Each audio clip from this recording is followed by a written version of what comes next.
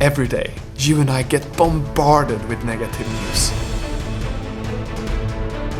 And just like our bodies becomes what we eat, our minds become the information that we consume. If you want to stay positive, it's so important that you also listen to stories that inspires you and uplifts you. In this podcast, we interview world-leading experts dedicated to solving the world's most pressing problems. And if you stick around, I promise you will not only be as informed as if you watch the news, you will feel uplifted, inspired, and have more positive energy in your life. Welcome to Great.com Talks with. Hi and welcome. Today Great.com talks with Danielle Pagani, who is a capacity building coordinator for the Nordic Folkecenter for Renewable Energy. And if you're new here to this podcast, you definitely want to press subscribe, either on YouTube or in your podcast app, because today we're going to learn from the Nordic Folkecenter what their part is in creating their mission to create a world that is running on 100% renewable energy. And Danielle, thank you so much for taking the time to speak with us. Yeah, thanks to you for the invitation. You're welcome. And I was stumbling on my words there a bit, but you guys have been working towards a world with 100% renewable energy since 1983. So tell me a bit about that and the work you do. Yeah, so first of all, Folkecenter, it's many different souls. And it started as trying to build up technology when the technology was still not there. So we are going back to a time in which wind turbines and solar panels, they were still something in ideas, more or less. And it took the work of pioneers, and Folkecenter among them, to bring this to an industrial scale. So what we used to do for the first about 15, 20 years was to do all the research connected to wind, solar, biogas, so all the capital-intensive work, and develop some material, some manuals, let's say, which could be used by blacksmiths, by other people who knew how to work with metal, how to build things, so that they could start and build up a small wind industry. It was small at that time, or it is small for our standards today, but it was the big wind turbines. And in this way, they could just focus on the things they knew already, and then they could have a product that was ready to production, let's say, and then from there build up a knowledge. And this has helped a lot in the development of wind energy, because they didn't need to spend time and energy in developing something that they didn't know if it would work or not. So this was the very beginning. And then combined to that, there has been always the educational part, which is the part that's most active now. And that means we have running since 1983, 1984, we are running a trainee program in which we have had people from all over the world, from all kinds of educations, to learn about renewables.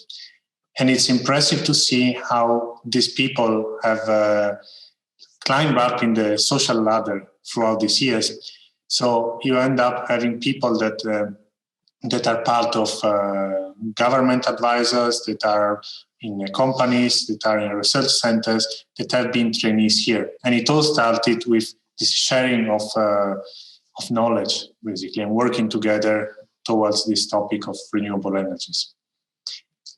Interesting. So you guys did the research and experimentation on how do we create a good solar panel or wind power plant, and then you gave that information away for free to people that could then do it as entrepreneurs. Yeah, it was mostly wind, biogas, and hydrogen. Solar, of course, there was a little bit, but it's a technology which involves really high knowledge in chemistry, and it's a type of industry that we have been promoting a lot, of course, but we haven't developed that much in that direction. Thank you for clarifying.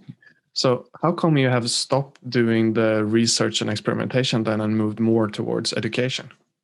Well, because we got to a point in which there was no need of us in that sense anymore. Because now if we look at the big wind industries, which were all very small companies at that time, they have their own facilities for researching. So it's something that they go in the market, and we have never been interested in being in the market.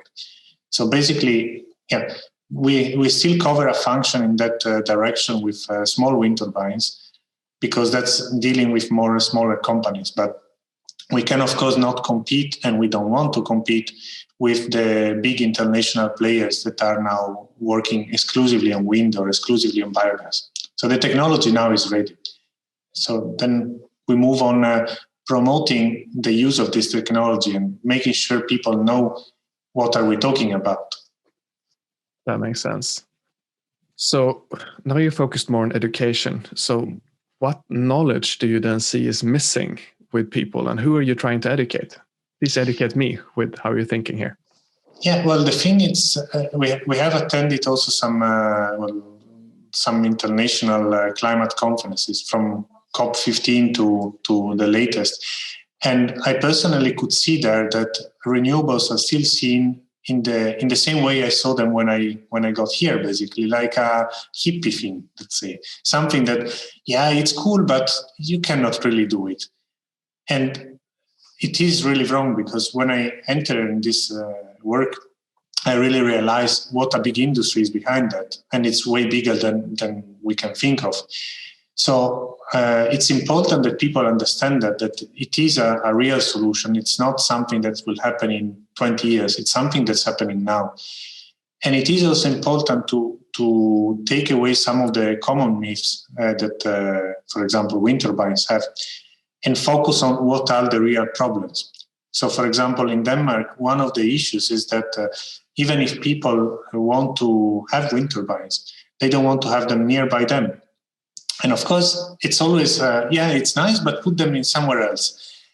And then we find out that this is not related to the birds killing, the noise, or these things that are proven to be not a problem. But it is due to the fact that it started to be as a cooperative process, and it ended up being an investor coming and installing 1 turbine or 10 turbines there near your house, and you have no world on that. So there is a lot of opposition going on now, and that means that a lot of plants are stopped because of this opposition. So what we are trying to do in our little is try to make people understand that renewables are good, and they are even better if we can make them in a cooperative way, so that it starts from the bottom and we develop them up, instead of being pushed on us like it has been on conventional power plants, basically. I think it's really interesting what you're saying now, because me, as an uneducated person in this area, would view wind power as a very tiny part of all the electricity that is generated. And I said, it's a nice little thing to have on the side, but I wouldn't perceive it as a big solution. And maybe I would say, but what if it's not windy outside? Like, how are we going to get electricity? So how would you educate someone like me that is unconscious in this area? Well, first of all, with the numbers, if we look at Denmark, now we have around 50-60% of the electricity coming from wind turbines. Wow. So that's country-wise. And I think it's 55. So, but never mind. It's in these numbers. And then, of course, what happens when the wind is not there? Yes, that's an issue, but it's not as much as an issue as we think it was at the beginning. Because one thing is we want to have everything powered by wind. That's maybe not possible, convenient, depends on where you are. But that's the cool thing of renewables, that you can have a combination of the systems. So when there is no wind, there is normally sun. We can have some storage techniques. We can, and there's something that is up to in discussion a lot in Europe now, it's to have some super grids. So we can exchange electricity between countries. So to allow, when we have too much, we send it to someone else. When we have too little, we import. This is already kind of done at the current stage. But what renewables can do is bring this to a higher level and to allow these exchanges in a much more efficient way. And then, of course, we can also start thinking how to use energy in a more smart way. So in Denmark now, it happens more and more often that we get over the production that we need. I think the maximum was around 200% of the country was powered on wind. So right now we just send it to Norway, and we get the water up in the mountains. So we can store it in this way, and then we release it back when we need it. But we can as well use it to heat up houses. We can use it to charge electric cars, for example. So there is a whole range of applications that if you combine them together, and it takes some smart combination, of course, but if we do in the right way, then the problem is much smaller than it is. And then we cannot supply the remaining 20-30%, then we can use biomass, fossil fuels also. But it's, of course, a transition, and we will always need less than what we would do otherwise. So it is still a good thing. Actually, at the center here, we have a concept in which when we have too much wind, we put it into hot water. And just by this system here, we reduce the pellet consumption down to 30%. So 70% of savings every year. And then for that 30%, we use the pellets, and they can stay there forever. It's no problem. Wow. So is there something special about the geography of Denmark that is allowing you to utilize wind this much? Of course, we have good wind resources, but we are not the only country having that. There are countries which have even better wind resources and haven't really looked in these solutions. And the reason why Denmark looked at it is because in the 70s with the oil crisis, Denmark was practically 100% dependent from oil supplies. And suddenly the tap was closed, and then there was no more oil. So the whole society stopped. And that's why Denmark is so much ahead on wind energy and renewables. And it's because they have tried back in the days, what does it mean to be dependent? What does it mean to not have electricity, fuels, and so on? So they said, never again. And of course, you might say, okay, but what to do in a country where there is not enough wind? It might be that you need to go upper in height. So the more up we go, the more wind there is normally. And now there are the maps that are wind resources. I think they reach 250 meters. So we can go quite up. Wow. And you will see that all over Europe, for example, all over the world, somewhere more, somewhere less, you have resources that you can use. This is so interesting. I have to keep asking. So how come you're not building... I have two questions, actually. Mm-hmm. When you guys are sending energy to Norway, how much of 100 energy units are still there when it arrives in Norway? What is the loss? I don't know exactly the real number, but the losses are not a big deal because you can, first of all, you measure it over 1,000 kilometers normally, the losses. So that's one thing. But the second is that if you go, the higher the voltage you use for transport, the less the losses. So, for example, in Germany, northern Germany, they have the same problem as we do. Often we have too much electricity, and they are building now a line also to go to Norway. And that will be with DC cables. And DC cables can allow even better transport, but they work better on long distances. So again, it's to choose the right technology for the right application. Wow, that's really cool. And also, how come then that you're not building a lot of wind turbines in one place where there don't live people that are being bothered by them there? How come you're not building like loads of wind turbines in the desert or out in the sea, or maybe those are bad examples? No, it's actually, if you look at especially the North Sea, it's brilliant for that because it has very low, the depth is not so high. So that's perfect for installing wind turbines. And that's the way it's going. But installing offshore, it's about 2 to 3 times more expensive. So it is a false decision that utilities are taking now because they cannot manage to install on land because people don't want it, basically.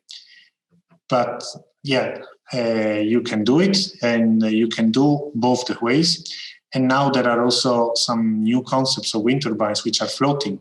So that's very suitable for countries like Japan when you go out of the coast and then it suddenly goes too deep, because right now the limit is around 50 meters to install offshore. So now that these technologies are coming in place as well, we are capable of powering more and more countries also with offshore. But again, if you look at Japan, maybe they have more issues with the space. We have space in Denmark, so we could have them onshore. It's just to convince people to be on board as well, and to have a process which is democratic and not autocratic. And then concerning the desert, for example, they are doing some kind of projects like this on mostly with PV panels, so solar energy. In Sahara, I heard that there was some project like this, and there can also be, for example, if we take Argentina and the south of Argentina, it's really brilliant wind resources, but there is no one living there. So then you need to build the infrastructure that runs for maybe 2,000 kilometers where the cities are. And so far, that has not been profitable. That has not been worth for the politicians to look in that direction, let's say. But it's opening really new scenarios now with hydrogen, for example, because some countries are starting to consider hydrogen as a future fuel. And even if they have good wind resources, even if they can produce it themselves, their consumption, for example, in Germany, their consumption will hardly be met by domestic production. So suddenly you will have probably an economy in which it makes sense to produce a lot of hydrogen in Argentina and ship it to Germany. Or like what they are doing now in Denmark, there will be 2 islands, artificial islands being built in the North Sea, and there will be like a hub connecting the different wind parks, the different countries of the Nordic Sea, and produce hydrogen, produce ammonia, transfer it to mainland. They will see what to do. But I think it's going to be 5 gigawatt each capacity. And to give you an idea, that's more than the whole consumption of Denmark, which is 4 gigawatt. So there are a lot of solutions that are happening now. And I would say also what's the winning one depends on who is able to tell the story in a better way, who can find the financing in a better way. And I would say that's as usual. Who tells it better can get the better shot. So interesting. I wish I had time to ask more questions about this, but I'm real curious about the work you guys do in Eastern Africa as well. Could you tell me a bit about that? Yeah, so we collaborate. We have several projects running, and let's say 2 of them are the most important, I want to say. One is a catalog that we have been building only with East African partners. I think it's Tanzania, Kenya, and Uganda. And in this catalog, we combine all the good solutions for sustainability, like, for example, how to cook in a more efficient way, how to take care of refrigeration and doing it in a clean way.